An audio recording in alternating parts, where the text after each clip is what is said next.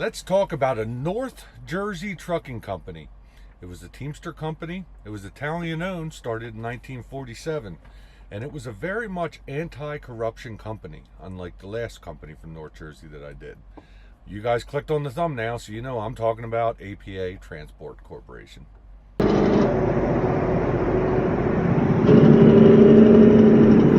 Well, a lot of you guys requested APA, and I thought I should deliver.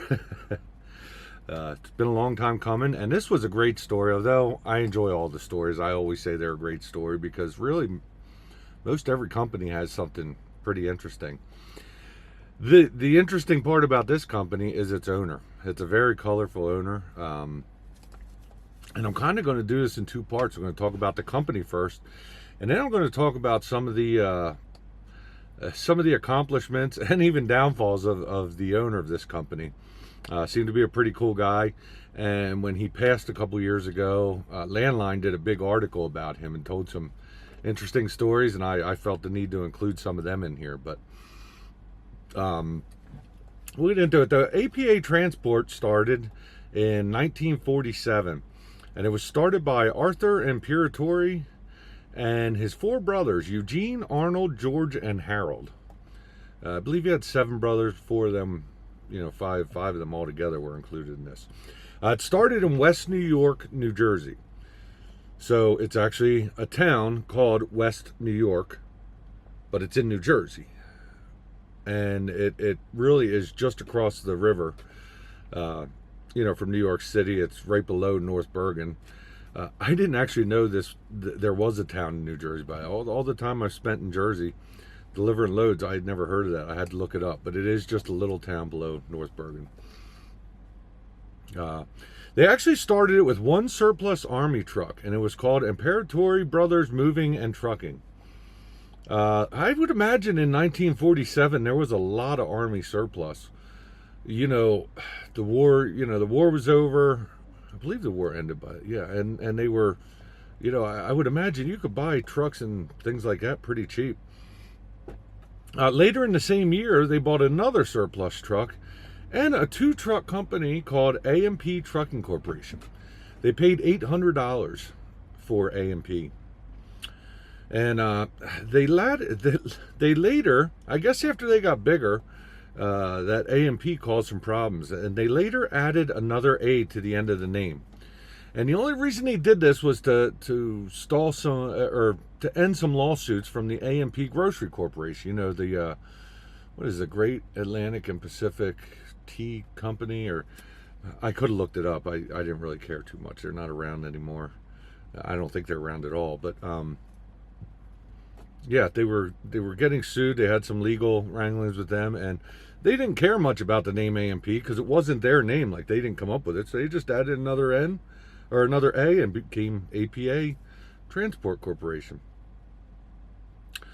So in 1952, they opened a terminal at 88th Street and Tonell Avenue in North Bergen, New Jersey.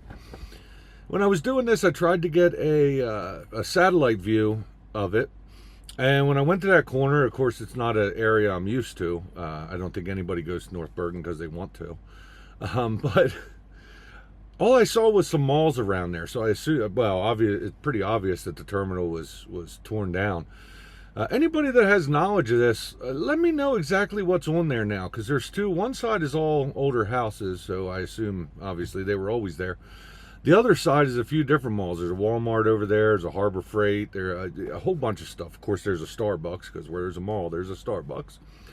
And, so anybody that's familiar with this, let me know what corner it's on. I actually couldn't figure it out. I know it's on that corner, but where exactly it is.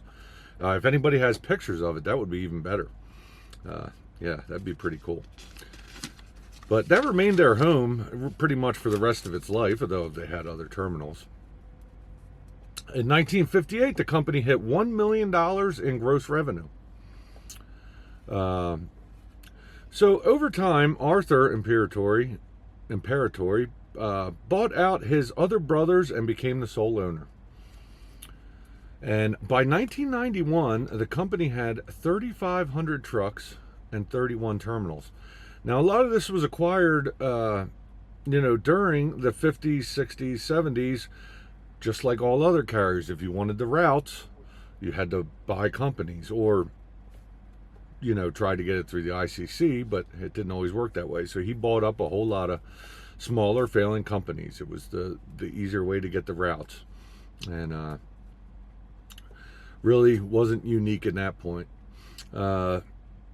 Unfortunately, just like so many of these, union LTL companies, they closed the door in 2002. They managed to hold on to 2002. What I couldn't find out is Arthur Imperatore went on to do other great things. And I'll show some of that. But I don't know if he owned the company when it went under anymore, or how much of the company. I could not find any information out about that. If he was the owner right up till the end or what. So again, anybody has info about that, let me know down below. Put it in the comments and we'll check it out. And so that's pretty much what I found about the company. But the owner is very unique. The way he ran this company, I don't know if his employees would love him or hate him, but yeah, pretty interesting guy. Let's talk all about Arthur Imperatore.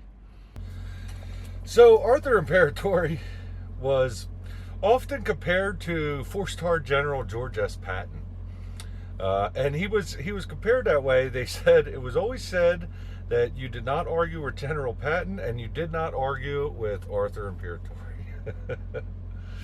Oh, and some of these stories I've heard about him are just amazing.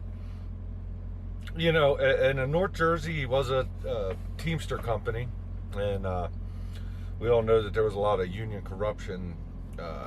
Especially in Jersey, it seemed to be mostly run by corrupt people back in that time. And I'll actually put a story I did up here about New England Motor Freight, there was a lot of corruption there. But Arthur stood up to the often corrupt unions. His drivers were Teamsters, but he would not deal with the corruption. He would say often that he requested an honest day's work for an honest day's pay. And apparently he paid very well, and he expected a lot out of his drivers. He honored the union contracts to a T and expected his drivers to honor them also. So when they negotiated a contract, he would negotiate and they would get to a point, but he expected the drivers to do what they said they were going to do, as well as, he did what said he was going to do. And so here's something interesting. The hiring practice early on, it says, for a lot of years, to work at APA, you went through a strenuous interview process with a final interview with Arthur Imperatore himself. So here's the process. You would get hired on. I guess they would do a very little bit and hire you on, and then you would have a job for 15 days basically. During that 15 days, you'd have to pass a thorough physical. You had to pass a lie detector test. Now, lie detector tests have been illegal for a long time now, but they weren't always. You had to pass a handwriting analysis. And after you passed that, you got to work for 15 days, and you would get a final interview with Arthur Imperatore at the end. And it was considered a great honor to join the bottom of APA's seniority list after receiving what was known as the nod from Arthur. I guess, he meets with you, goes through what you've done in the last 15 days, your tests, and he give you a nod. Yep, you're on. And he was very, he honored the seniority list, a lot. So, you got on the bottom of the seniority list. Pretty much, that's the way it should be. Here's some of the funny stories, though, about how hard-headed this guy was. And, he once fired a driver for drinking on the job. That doesn't make him a hardhead at all. Obviously, that's pretty legit. However, the union overturned the firing in arbitration. And Arthur was pissed. The next day, he went into the driver's room and told all the drivers in there that they were all allowed to drink on the job. He told him, he had told them the story about this guy getting his job back. It said it's not right that one driver can drink on the job, but not all the other ones can. He told them which gate to leave out of to get free Ballantine beer and which gate to leave out of for Schlitz. It said that the drivers all laughed, and he was not joking. Now, apparently he was very sarcastic and mad about this, so I couldn't find any truth that he actually was giving out beer to his drivers, but you know, he did not say it as a joke, and man, that's just one of the many stories. There's another story about him getting into a fist fight on a dock with another driver, not one of his drivers, a driver from another company. In fact, I believe that story says the driver drove for a company called Hemingway. Yeah, he drove for Hemingway. And yeah, so here's a little story about a snow day. There was a blizzard coming into North Jersey. It was starting, and his upper management wanted to call the drivers off. You know, just move back, stay safe. And he said no. They are an aggressive company that gets the job done. And he sent his drivers out in a blizzard. Well, what was turning into a blizzard and was forecasted to be a blizzard.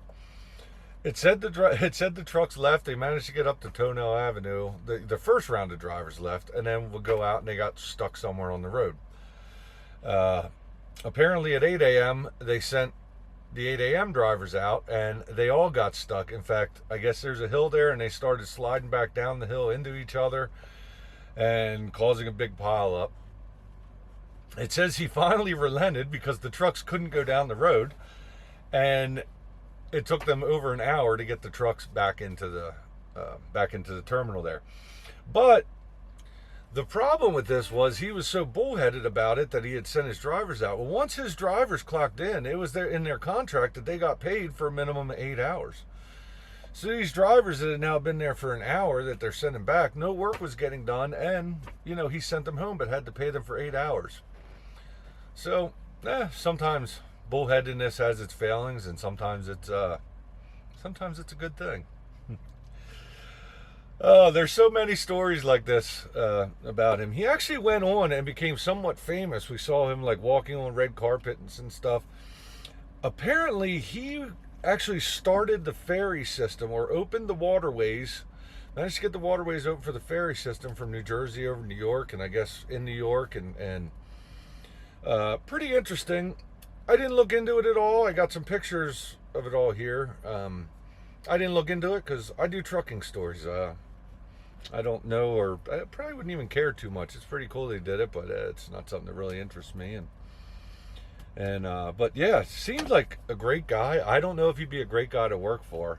I know from my subscribers and some of the comments I get, I know there has to be some APA retirees or you know, guys who worked for them at one point, and I'd love to hear about this, especially if you worked out of North Bergen and you know, knew him personally. But yeah, as I said, a lot of this stuff about him came from an article out of Landline magazine when he passed away.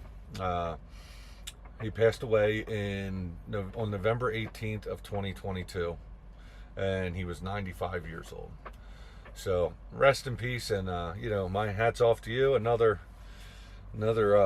what seems like a great man in trucking, and just being anti-corruption, and you know, coming from an Italian family in North Jersey. You know, they were hard times, and very interesting what they were able to build out of that.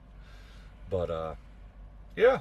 Anyway, guys, I really appreciate it. Oh, if you want to read that whole article, I told most of the stories, but if you actually want to read the article, just look up Landline's November 2022 issue. I believe it came out November 30th of 2022. Or if you just put Arthur Imperatore online, it'll give you the whole article. But pretty cool stuff.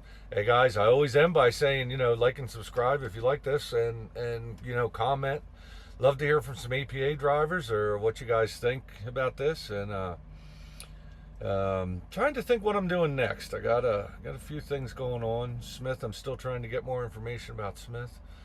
I might start working on Builders Transport. I've had a lot of I had a lot of requests recently. I think, 3 or 4 people have requested builder's transport, and I do remember them from back in the day. So I think that might be what I'm working on now. But hey, guys, thanks a lot, and I'll catch you on the next one.